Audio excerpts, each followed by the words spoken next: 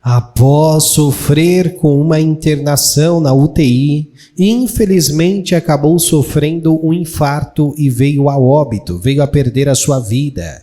Essa notícia bastante triste acaba sendo exposta, acaba sendo confirmada e transforma o dia de hoje em um dia triste de dor, em um dia triste de luto. Eu já te conto detalhes do que exatamente aconteceu.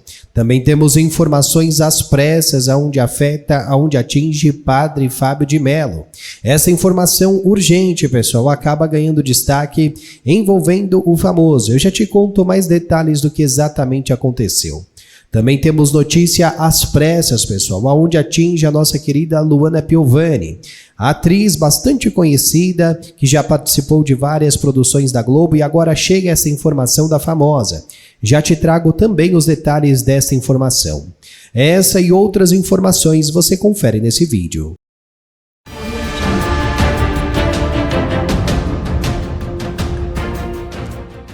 Segundo informações divulgadas pelo site de notícias Portal Léo Dias, no documentário Meu Ayrton por Adriane Galisteu, a apresentadora abriu o coração e compartilhou momentos íntimos de sua relação com Ayrton Senna. Ela relembrou conversas marcantes e até falou sobre os amores que o piloto viveu antes dela.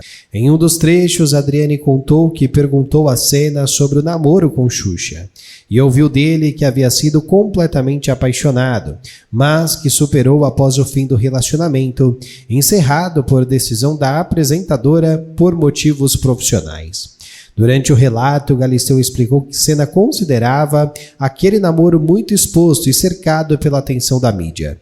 Segundo ela, o piloto confidenciou que ficou abalado com o término e levou cerca de 1 ano para superar. Depois disso, decidiu não tocar mais no assunto.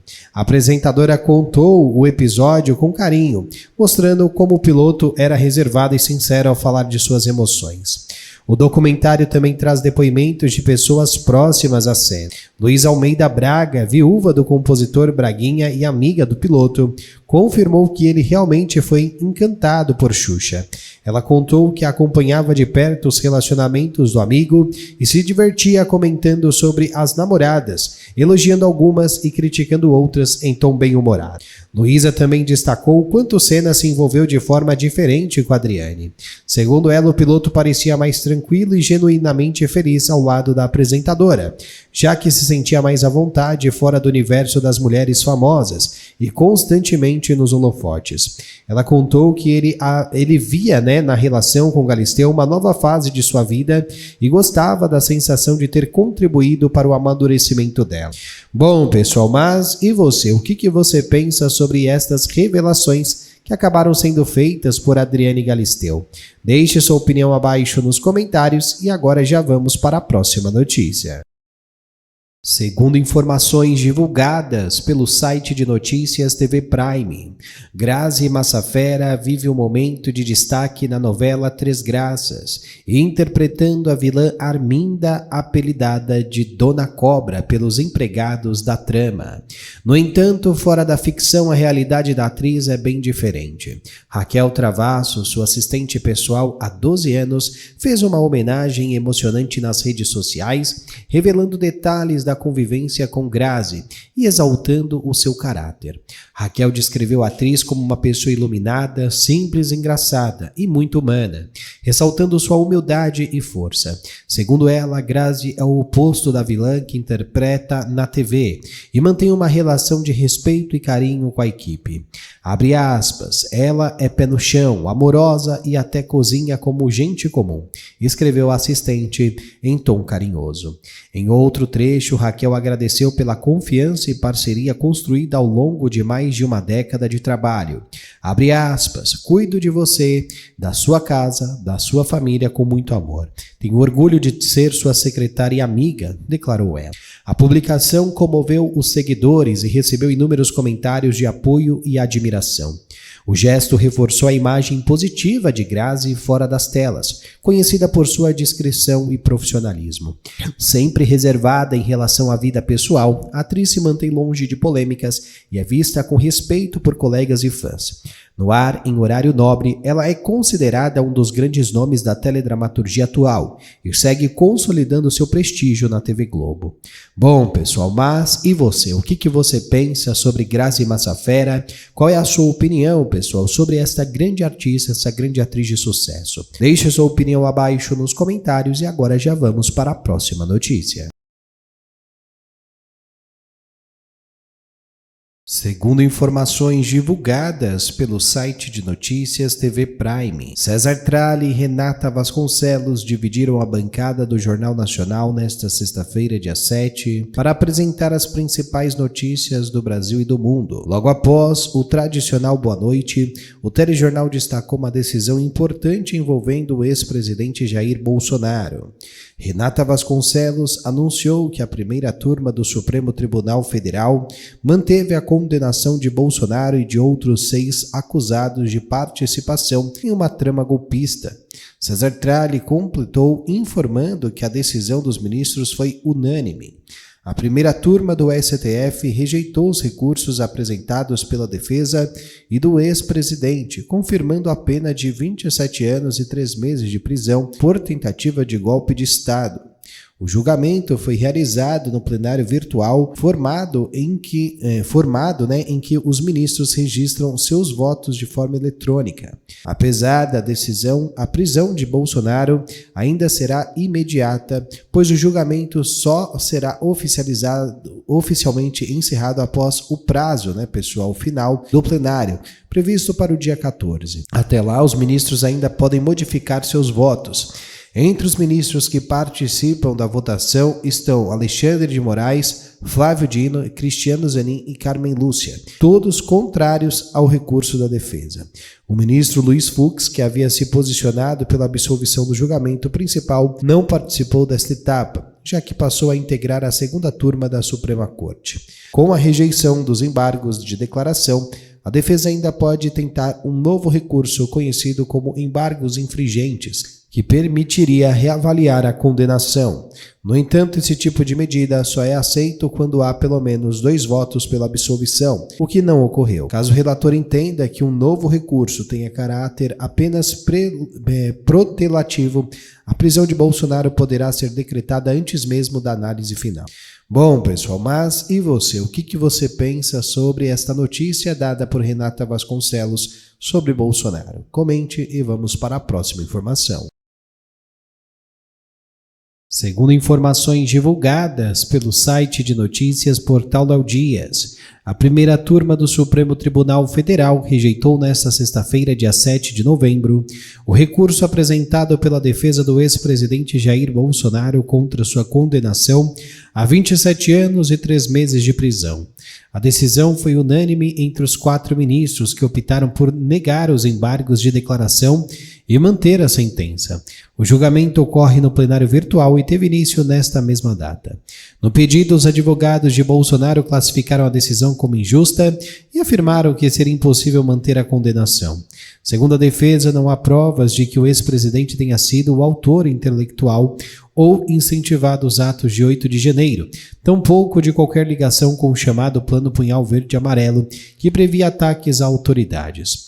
O relator do caso, o ministro Alexandre de Moraes, considerou comprovado o papel de liderança de Bolsonaro na tentativa de golpe. Em seu voto, ele afirmou que o ex-presidente comandou uma organização criminosa armada, cujos apoiadores invadiram e depredaram prédios públicos estimulados pela falsa narrativa de fraude nas eleições de 2022. Os ministros Cristiano Zanin, Flávio Dino e Carmen Lúcia acompanharam o voto de Moraes. Apesar da decisão, Bolsonaro ainda não será preso. A execução da pena só poderá começar após a publicação oficial do acordão e o fim dos recursos. Atualmente, ele cumpre prisão domiciliar por descumprimento de medidas cautelares impostas anteriormente. Bom, pessoal, mas e você? O que você pensa sobre toda esta situação? Qual é a sua opinião sobre tudo isso? Deixe aqui abaixo nos comentários e já vamos para a próxima notícia. Segundo informações divulgadas pelo site de notícias TV Prime, Durante o programa Mais Você, exibido nesta quinta-feira, dia 6, Ana Maria Braga comentou um assunto levantado por Patrícia Poeta no programa Encontro. A apresentadora falou sobre os cuidados com o uso de unhas artificiais e esmaltes em gel, técnica que ela mesma costuma utilizar em seu dia a dia. Ana explicou que o procedimento é feito em salões de beleza, onde as mãos são colocadas em uma máquina com luz ultravioleta ou LED para endurecer o produto, garantindo um efeito duradouro e brilho intenso. Segundo ela, as unhas feitas na terça-feira anterior ainda estavam intactas, com uma boa aparência e sem lascar, podendo durar de 15 a 20 dias. Ana Maria contou que alguns tipos de esmalte utilizados neste processo contêm substâncias químicas perigosas. Uma delas pode ter potencial cancerígeno e outra é considerada tóxica e capaz de causar infertilidade. Brincando com a situação, ela riu ao mencionar o marido Fábio Arruda, dizendo que ele ficaria chateado se isso acontecesse. A apresentadora aproveitou o momento para reforçar a importância de ficar atenta aos produtos usados nos cuidados com as unhas. Ela aconselhou o público a sempre verificar o rótulo antes de aplicar qualquer produto e conversar com a manicure sobre componentes utilizados, priorizando a segurança e a saúde. Ana também destacou o risco de que essas substâncias representam para profissionais que trabalham com material diariamente. Se quem faz as unhas quinzenalmente já se expõe ao perigo, o impacto pode ser ainda maior para as manicures. No alerta, ela citou duas substâncias específicas que merecem a atenção: DMPT e TPO. Bom, pessoal, mas e você? O que você pensa sobre toda esta situação envolvendo Ana Maria Braga? Qual é a sua opinião sobre tudo isso? Deixe aqui abaixo nos comentários e vamos para a próxima notícia. Segundo informações divulgadas pelo site de notícias TV Prime, Wellington Camargo, irmão de Zezé de Camargo e Luciano, manifestou forte revolta nas redes sociais após comentários feitos por Luciano Huck sobre a operação policial no Rio de Janeiro. O apresentador havia falado sobre a ação da Polícia Militar contra o Comando Vermelho, que resultou em mais de 120 mortos. Em resposta, o cantor criticou durante o trecho em que Huck mencionou a dor das mães que perderam filhos nos confrontos. O Wellington chamou o apresentador de escória da sociedade e da mídia brasileira, afirmando que ele ignorou o fato de que entre as vítimas havia 4 policiais. O cantor acusou Huck de hipocrisia por questionar o uso da força policial, lembrando que o apresentador já contou com a proteção do BOPE durante gravações em comunidades. Segundo ele, Luciano Huck fala de um lugar de conforto e segurança distante da realidade de quem convive diariamente com a violência. Em tom de indignação, Wellington afirmou sentir nojo do apresentador e disse que o povo saberia distinguir entre mães de policiais e mães de criminosos. As declarações se espalharam rapidamente e geraram um grande debate nas redes sociais, dividindo opiniões entre os internautas. O cantor ainda criticou o que chamou de hipocrisia da classe artística ao abordar temas ligados à segurança pública. Durante o Domingão, pessoal, Luciano Huck lamentou o desfecho da operação e questionou a repetição de estratégias ineficazes no combate ao crime. Ele destacou o sofrimento das famílias envolvidas e reforçou que por trás de cada morte há uma mãe de luto. Luciano Huck defendeu a importância de políticas sociais e de oportunidades, ressaltando que a maioria dos moradores das comunidades não tem ligação com o tráfico e é vítima da violência constante. Bom, pessoal, mas e você? O que você pensa sobre toda esta polêmica? Deixe sua opinião abaixo nos comentários e vamos para a próxima notícia.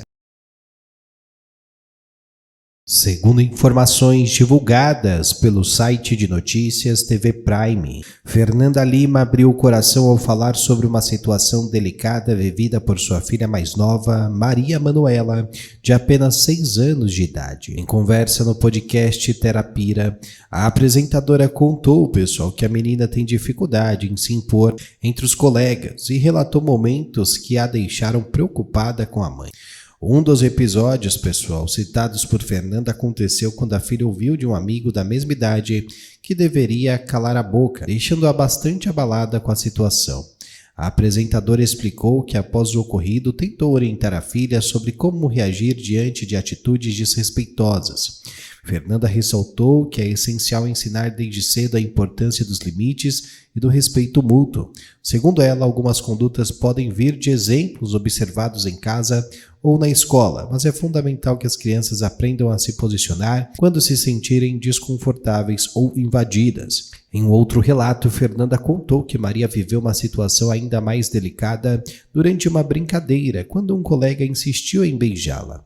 O marido da apresentadora, Rodrigo Hilbert, foi quem ouviu o desabafo completo da filha e se emocionou ao perceber o que havia acontecido. Abre aspas, nada grave, mas foi o primeiro abuso, a primeira ultrapassagem de limite, disse Fernanda, visivelmente comovida ao relembrar o momento. A experiência fez com que a artista refletisse sobre a necessidade de trabalhar a educação emocional e o respeito entre as crianças desde cedo. Fernanda afirmou que a filha guardou o episódio por quase um mês antes de contar, o que a fez perceber a importância de dialogar mais sobre sentimentos. Para ela, ensinar os meninos a compreender e respeitar as meninas é um passo essencial para formar gerações mais empáticas e conscientes. Bom, pessoal, mas e você? O que você pensa sobre esta situação toda envolvendo, pessoal, Fernanda Lima, sua família, sua filha?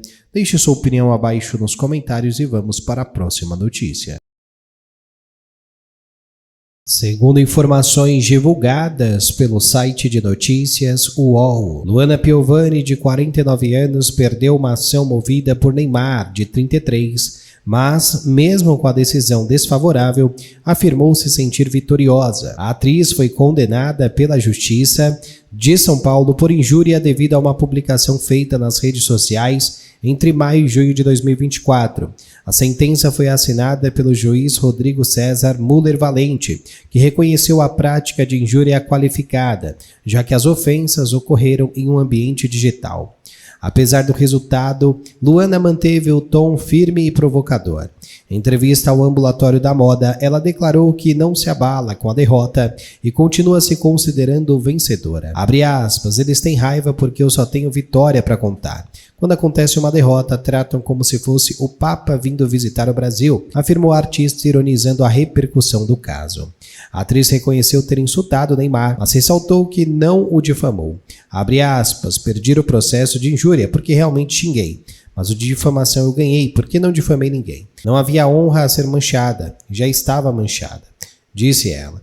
Para ela, a decisão representa que a justiça foi feita de forma equilibrada. Luana também criticou a forma como a imprensa noticiou o episódio. Abre aspas, a mídia conta de um jeito ruim, mas eu me sinto super vitoriosa. O importante é que a verdade apareceu, afirmou a famosa. Entre as mensagens citadas no processo estavam ofensas como consegue ser tão mau caráter? E também frases como, ele é um péssimo exemplo como pai e como homem, dirigidas ao jogador de futebol Neymar. Bom, pessoal, mas e você? O que você pensa sobre estas revelações? Qual é a sua opinião sobre o que disse Luana Piovani? Deixe sua opinião abaixo nos comentários e vamos para a próxima notícia. Segundo informações divulgadas pelo site de notícias UOL, durante sua participação no programa Angélica ao Vivo, Padre Fábio de Mello chamou a atenção ao levar sua própria sobremesa e recusar um biscoito da sorte oferecido pela apresentadora. A atitude está ligada a mudanças em sua alimentação após o diagnóstico da doença de Meniere, um distúrbio que provoca acúmulo de líquido no ouvido interno e causa tontura, zumbido e perda temporária de audição. O religioso, que convive com sintomas há mais de 2 décadas, segundo ele, o problema foi inicialmente tratado como surdez súbita de origem autoimune. Abre aspas, minha audição vai e volta, não é uma perda definitiva, mas o zumbido é constante, muito incômodo, disse ele em entrevista ao G-Show. Para amenizar os efeitos da doença, Fábio de Mello decidiu eliminar o açúcar da dieta e percebeu uma melhora significativa.